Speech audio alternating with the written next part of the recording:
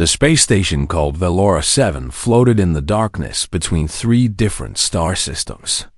It was massive, bigger than most cities on any planet. Thousands of aliens from hundreds of different species lived and trained here.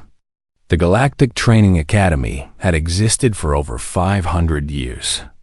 It turned young aliens into soldiers, diplomats, and leaders. But in all those years, very few humans had ever walked through its metal halls. Yuna arrived on a transport ship 3 months ago. She was 23 years old, small in height, and quiet in nature. Her black hair was cut short for practical reasons. Her eyes were dark brown, and they washed everything carefully. She spoke only when necessary. She smiled rarely but genuinely. The other cadets did not know what to think of her at first. Humans were strange to them. Earth was classified as a Class 12 Deathworld, which meant it was one of the most dangerous planets in the known galaxy. The gravity was crushing. The atmosphere was filled with a corrosive gas called oxygen. The temperature could swing from burning hot to freezing cold within a single day. Predators roamed every corner of the planet. Diseases evolved faster than medicine could cure them. Any species that survived on such a world had to be terrifying. That was the logic. But Yuna did not seem terrifying at all. She was polite. She followed all the rules. She completed her training exercises without complaint, but also without excellence. The instructors marked her scores as average. The other cadets began to ignore her. She was not a threat. She was not interesting. She was just a small, quiet human who kept to herself. Only one person at the academy saw Yuna differently. Her name was Hana. She belonged to a species called the Velorians. They were beautiful creatures with pale, almost transparent skin. Soft light glowed beneath their flesh, creating patterns that changed with their emotions. When a Velorian was happy, they shimmered like stars. When they were sad, they dimmed like dying candles. Hana was considered weak by her own people. She had been born with a condition that made her bioluminescence unstable. Her glow flickered and stuttered. She could not control it properly. Among the Velorians, this was shameful. They sent her to the academy hoping military training would strengthen her. Somehow, it did not. Hana struggled with every physical test. She was slow, fragile, and easily exhausted. The other cadets mocked her. The instructors sighed with frustration. She spent most of her time alone in the library, reading about cultures and histories instead of practicing combat. That was where Yuna found her. It was late at night.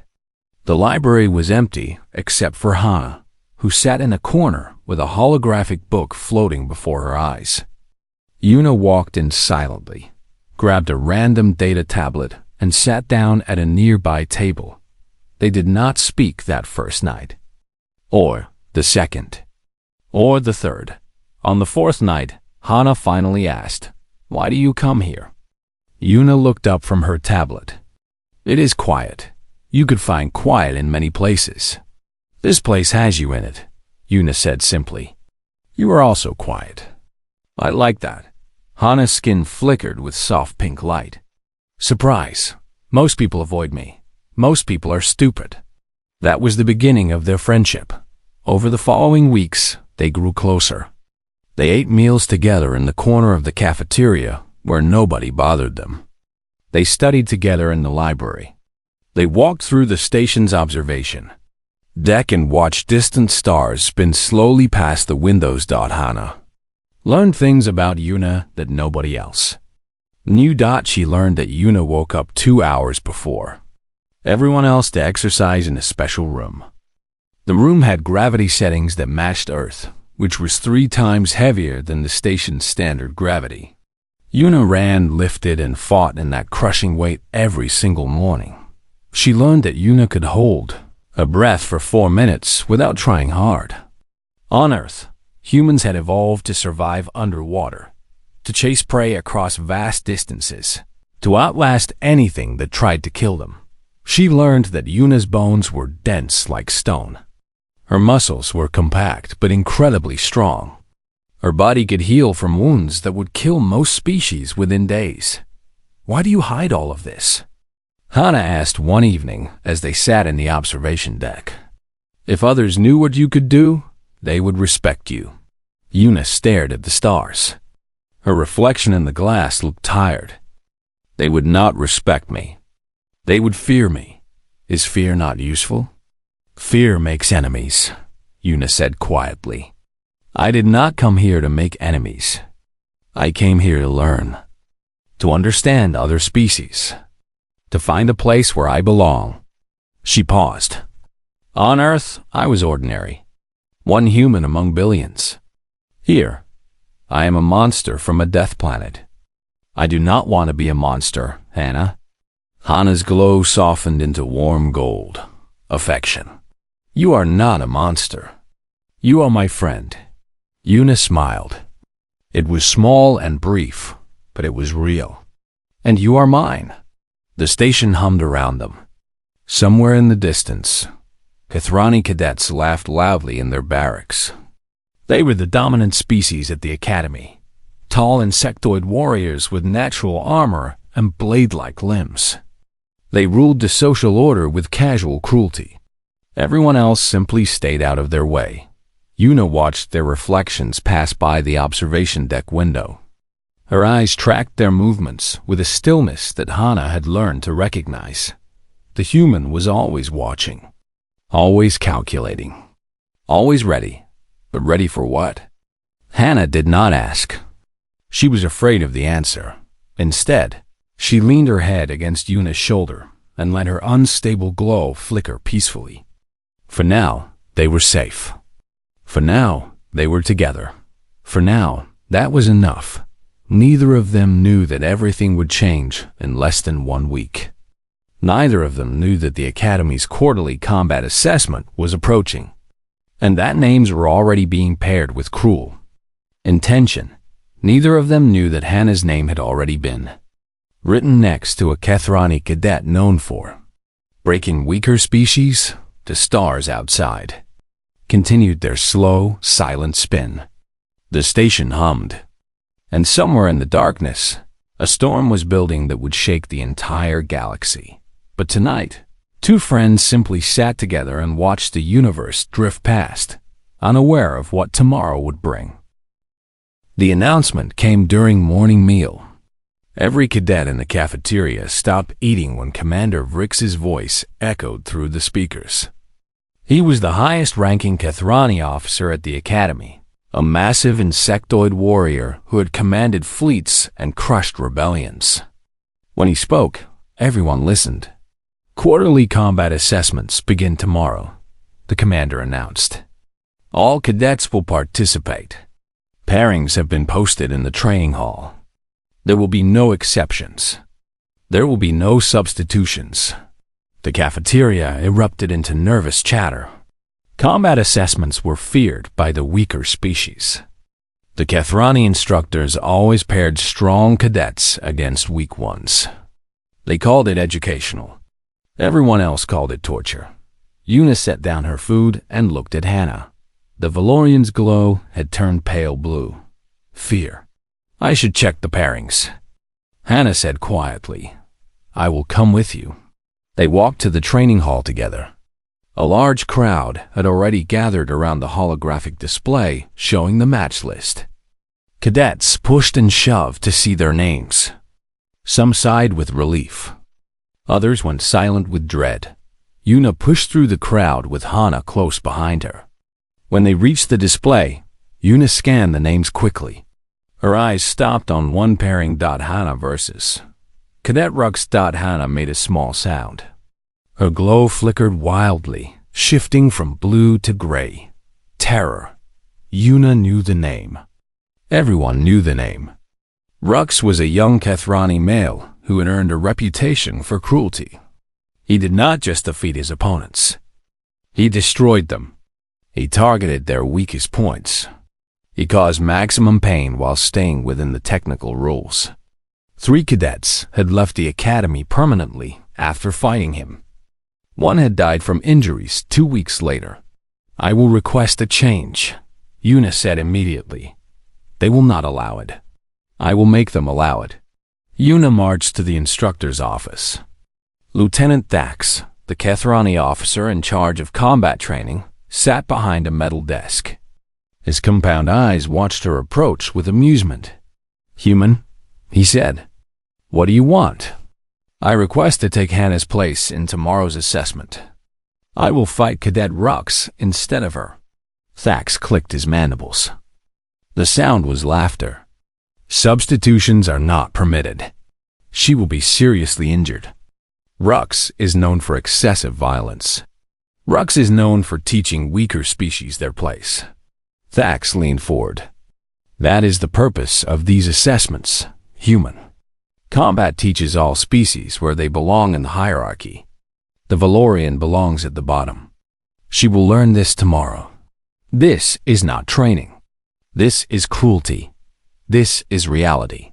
Thax waved a bladed limb dismissively. "Your request is denied. Leave my office." Una stood perfectly still. Her breathing was calm. Her face showed nothing. But something behind her dark eyes had changed. Something had gone very, very cold. She turned and walked out without another word. The next day, the combat assessments began. The training arena was a large circular space with reinforced walls and medical staff standing by. Hundreds of cadets filled the observation seats. The atmosphere was tense with anticipation. Match after match proceeded. Some were fair. Most were not. The Kethrani cadets dominated as expected, leaving their opponents bleeding and broken on the arena floor. Then came the pairing everyone was waiting for. "Match 17, the announcer declared. Hannah of Valoria versus Rux of Kethra." Hannah walked into the arena on shaking legs. Her glow was almost completely dim. Una watched from the front row of the observation seats. Her hands rested on her knees. Her posture was relaxed. Her eyes never blinked. Rux entered from the opposite side. He was large even for a Kethrani, with thick armor plating and limbs that ended in natural blades. He looked at Hannah the way a predator looks at wounded prey. "Begin," the referee announced. Rux did not rush. He walked toward Hannah slowly, deliberately. He wanted her to feel the fear. He wanted everyone to see her terror. Hannah tried to defend herself. She raised her arms and attempted the defensive stance she had been taught. It was correct in form but weak in execution. Rux's first strike shattered her guard.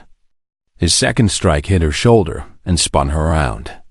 His third strike targeted her bioluminescent nodes, the organs that produced her species' glow. They were sacred to Valorians. They were also extremely sensitive to pain. Hannah screamed. The sound echoed through the arena.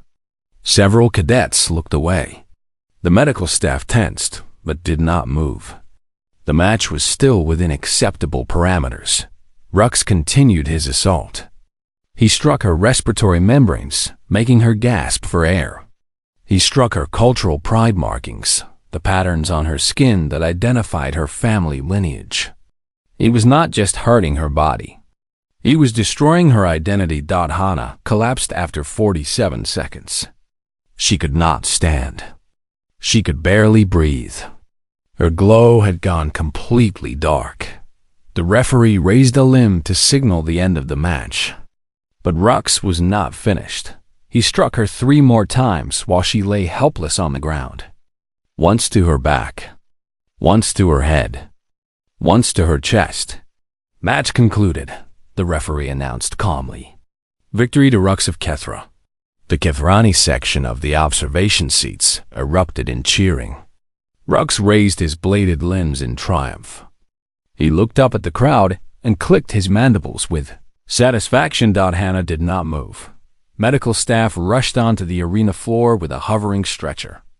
They loaded Hannah's broken body carefully, listing her injuries out loud for the official record. Compound fractures, ruptured light organs, damaged respiratory tissue, possible internal bleeding. Yuna listened to every word.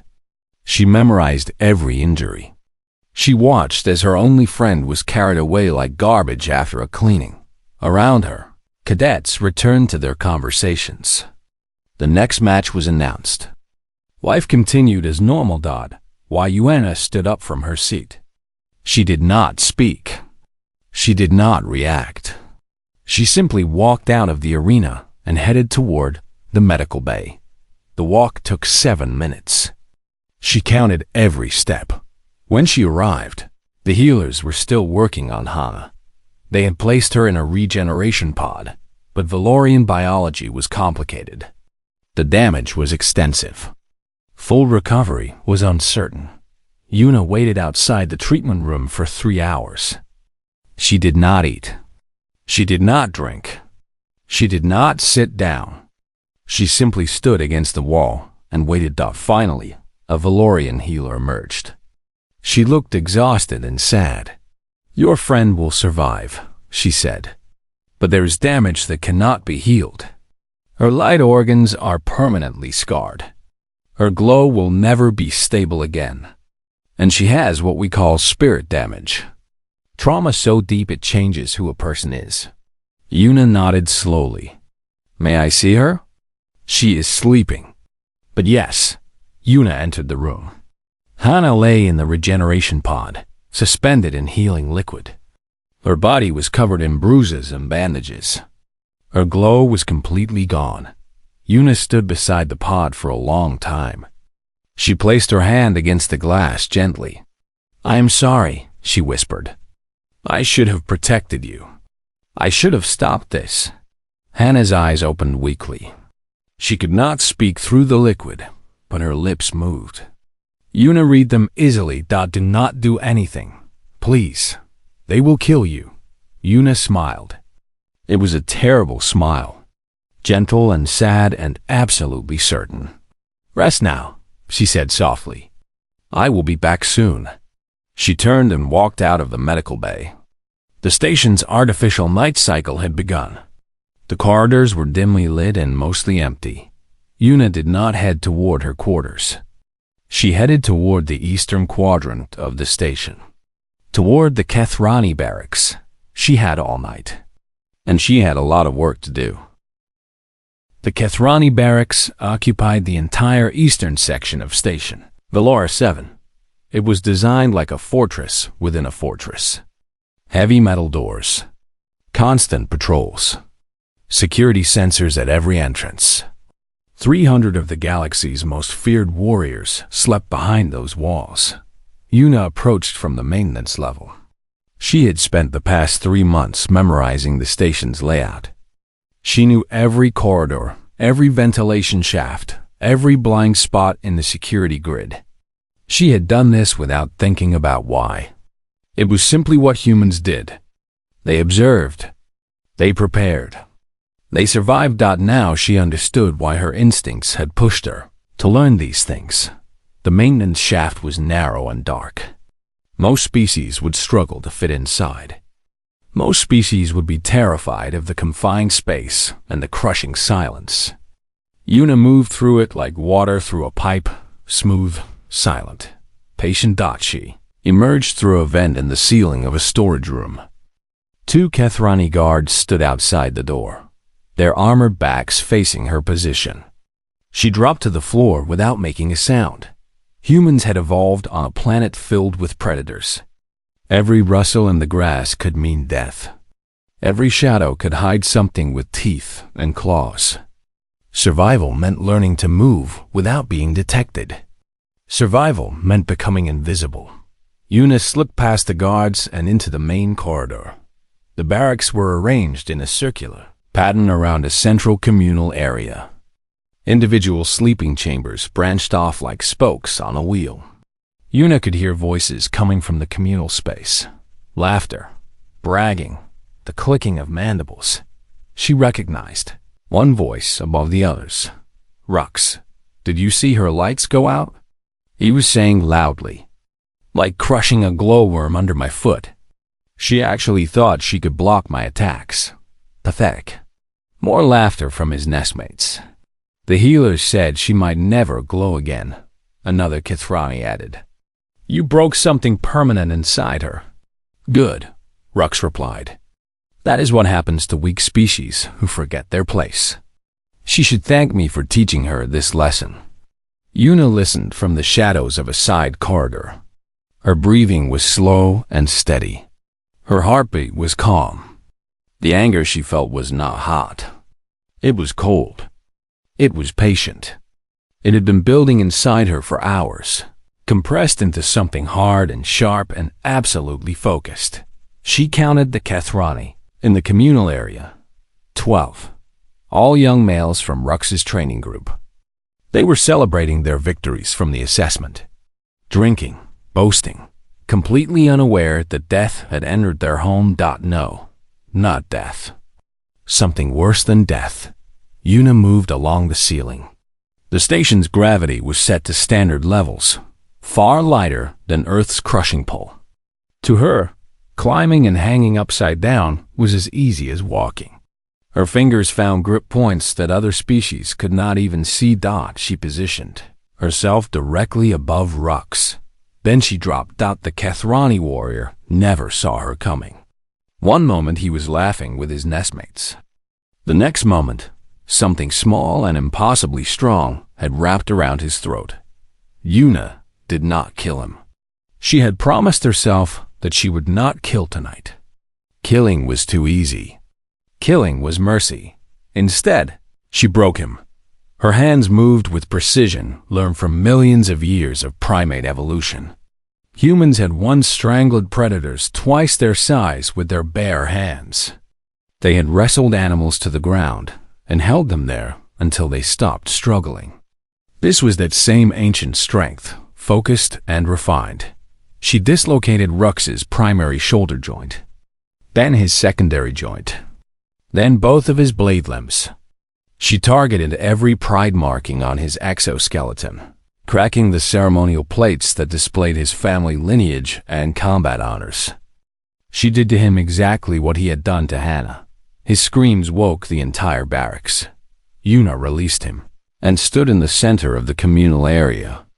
Rux lay at her feet, broken and writhing. His 11 nestmates surrounded her in a circle. Their bladed limbs were raised. Their compound eyes glittered with fury. Human, one of them hissed.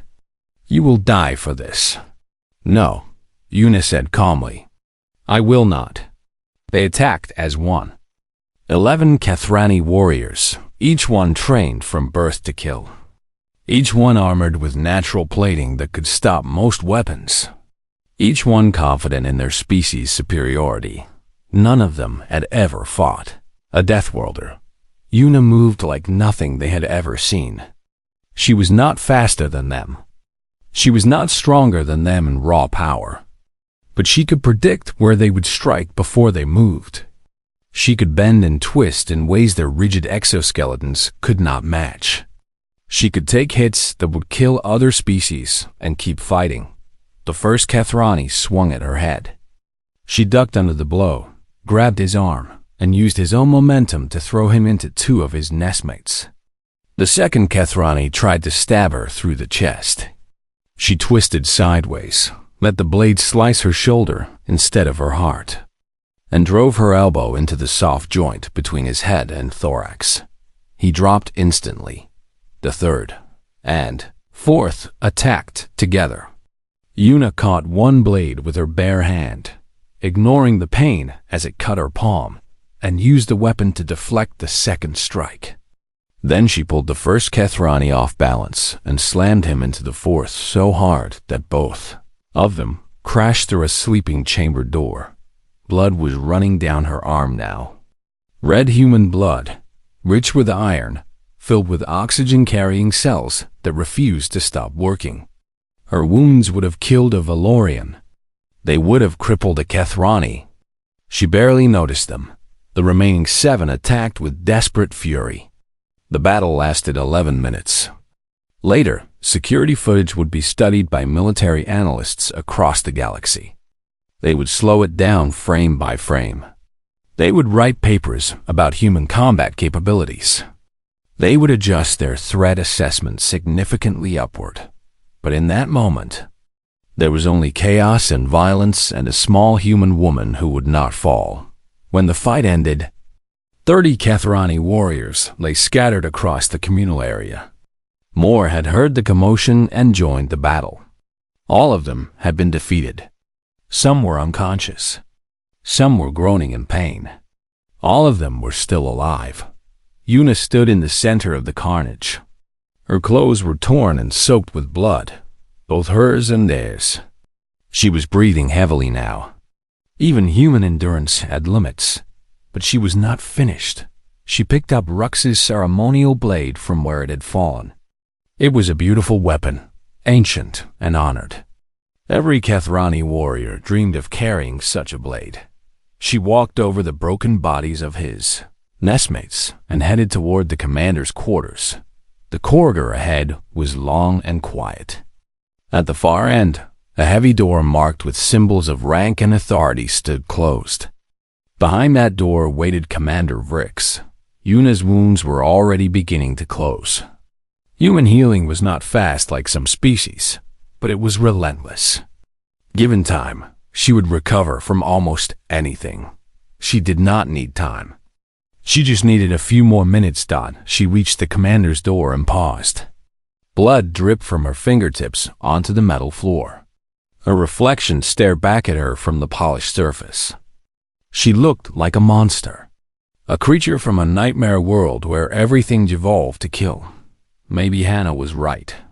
Maybe she had been hiding her true self all along. Tonight, she would stop hiding. Yuna raised her foot and kicked the door open.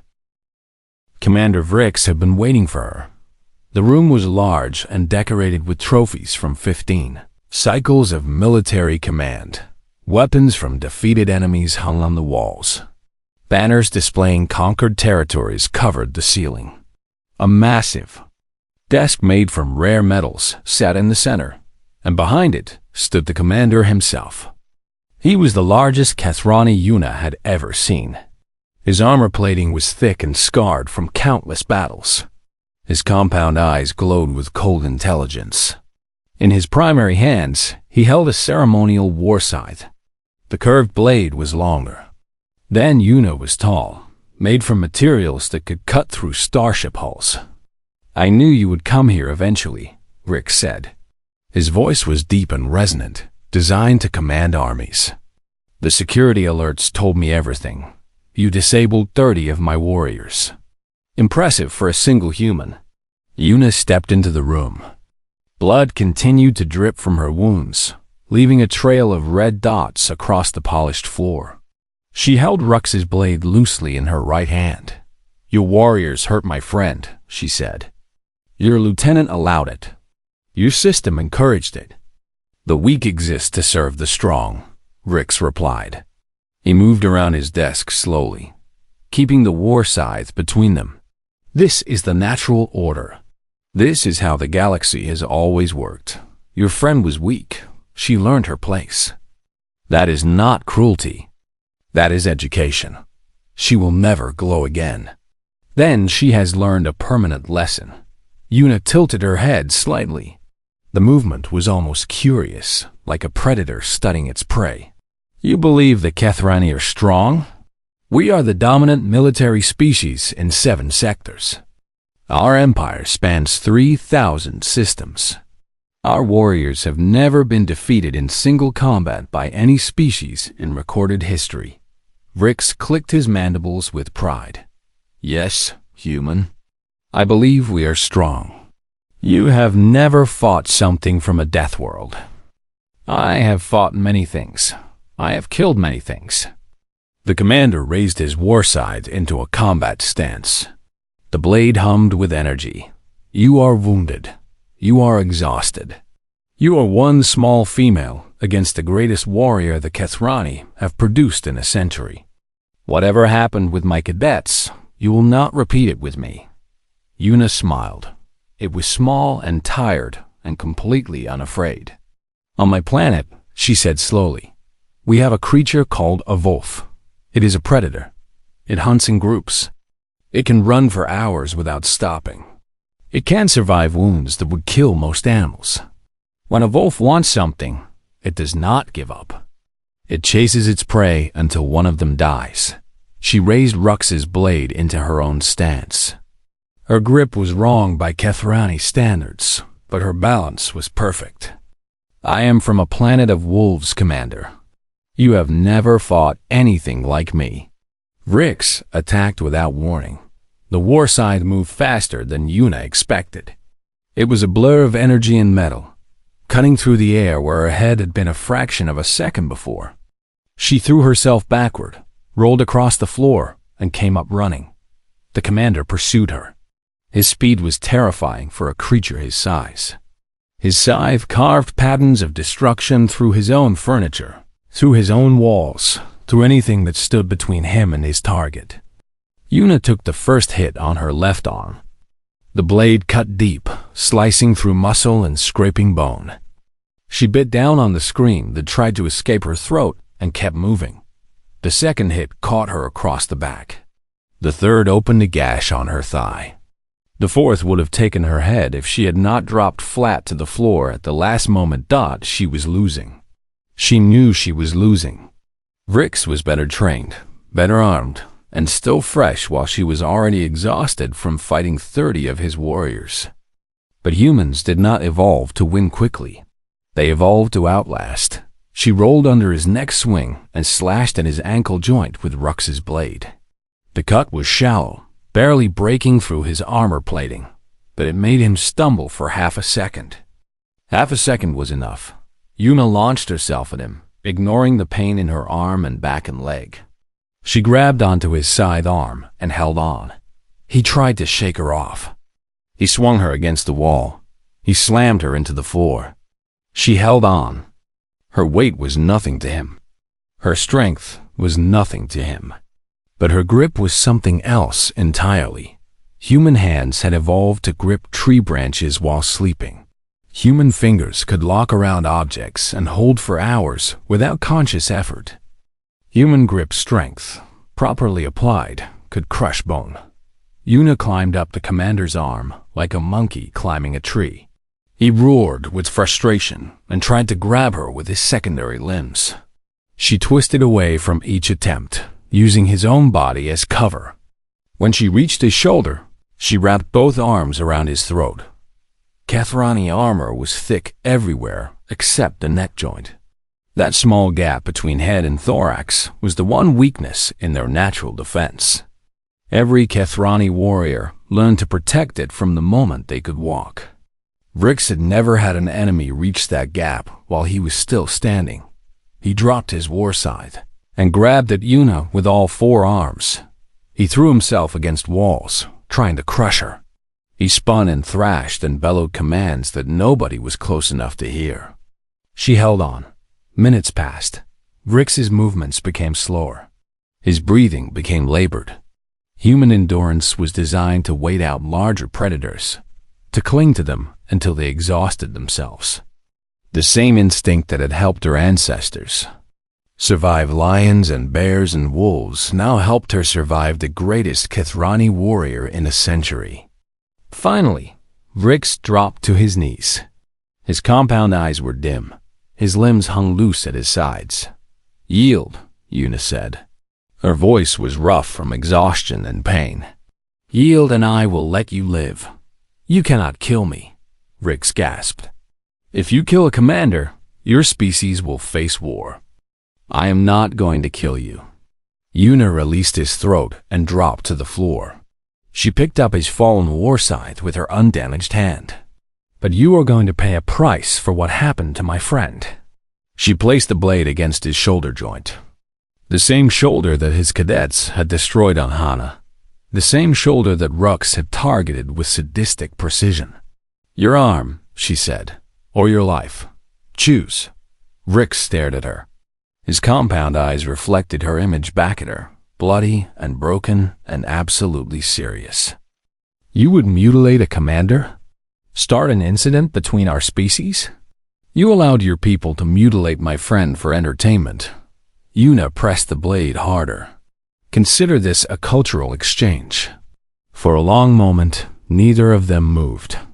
The only sound was their breathing, heavy and ragged, filling the destroyed room. Then Commander Vrix closed his eyes and nodded. The blade fell. The commander's arm hit the floor with a heavy thud.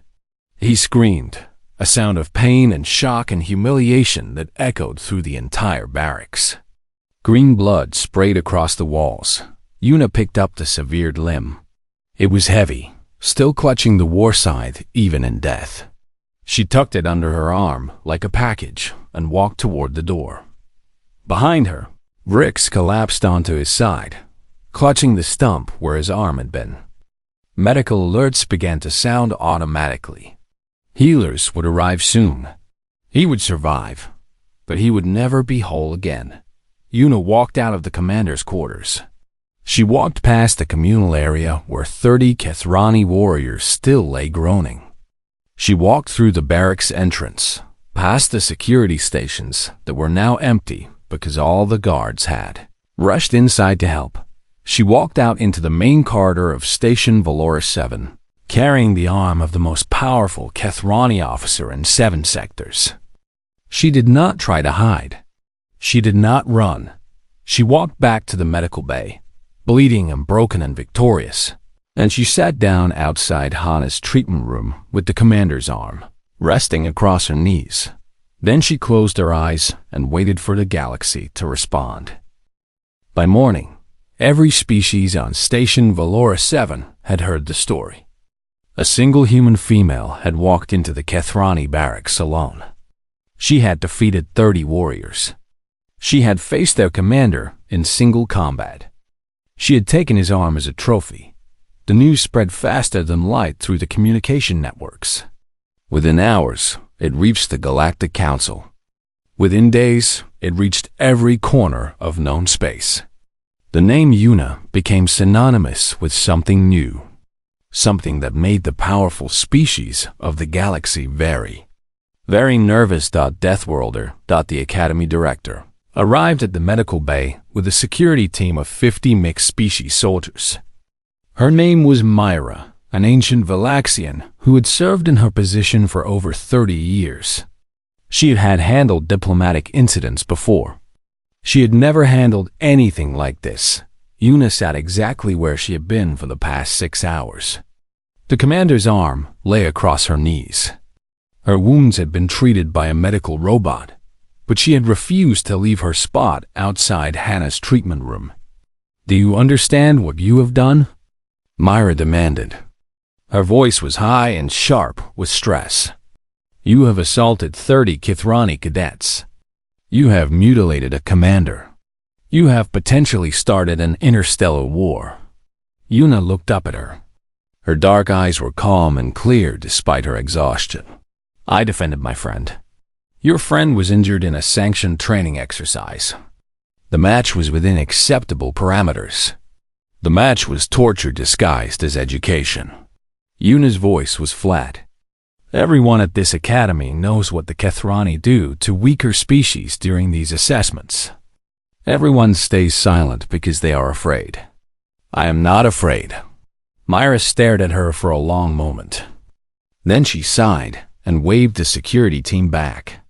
"The Galactic Council has called an emergency session. The Kethrani High Command is demanding your execution. Earth's diplomatic corps is demanding an investigation. This is a disaster." "Good," Yuna said simply. A disaster was needed. The council session lasted 12 hours. Representatives from every major species argued and shouted and threatened. The Kethrani delegation demanded that Yuna be handed over for immediate execution. They called her actions an act of war. Earth's representatives demanded an investigation into the Academy's training practices. They presented evidence that Yuna had collected over her 3 months at the station. Reports of systematic abuse, medical records showing patterns of deliberate injury, testimony from cadets of multiple species who had suffered under Kethrani instructors. One by one, other species began to speak up. Valorians who had lost students to training accidents. Delphians who had been bullied into silence. Kithari, who had watched their children be broken and told it was education. The evidence was overwhelming. For decades, the Kethrani had used their military dominance to abuse other species at the academy. Everyone had known. Everyone had been too afraid to act until now. Commander Vrix was stripped of his rank and sentenced to military prison for 30 cycles. Lieutenant Thax was imprisoned for his role in enabling systematic abuse. Cadet Rux and his nestmates faced disciplinary hearings that ended their military careers. The Academy's training protocols were completely rewritten. Mixed species oversight committees were established. Independent medical reviews were mandated for all combat assessments. And Yuna? The council could not decide what to do with her. She had committed serious crimes by their laws. She had also exposed serious crimes by their laws. They debated her fate for 3 additional hours. In the end, they chose the political solution. They placed her on probationary status and hoped she would graduate quietly before causing any more problems.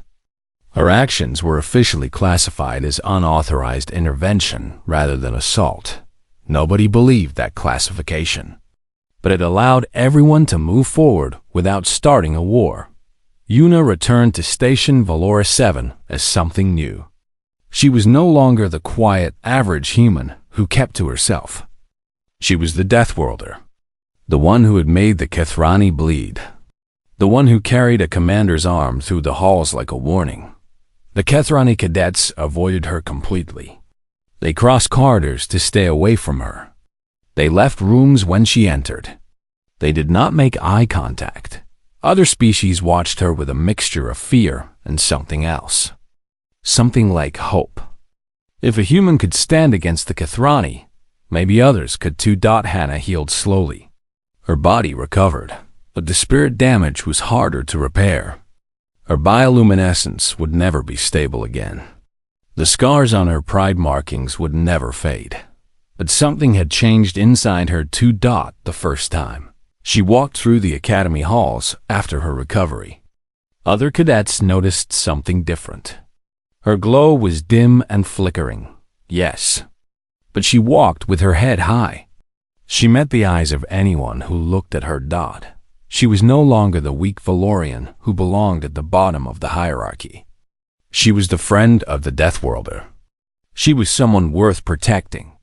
She was someone who had been fought for, that made her powerful in ways the old hierarchy could not measure.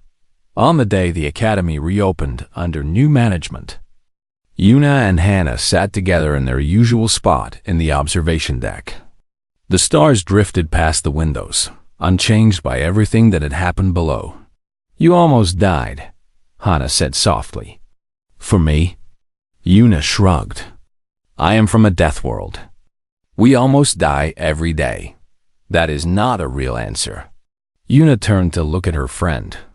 The human's face was serious but gentle. "You were the first person here who saw me as something other than a monster. You were the first person who wanted to be my friend. When they hurt you, they hurt the only good thing I had found on this station." Her dark eyes softened. "I could not let that stand. I would not let that stand." Hannah's glow flickered with warm gold light. It was unsteady and broken, but it was there. Affection that had survived the worst thing that had ever happened to her. "The galaxy knows about humans now," she said. "They know what you can do.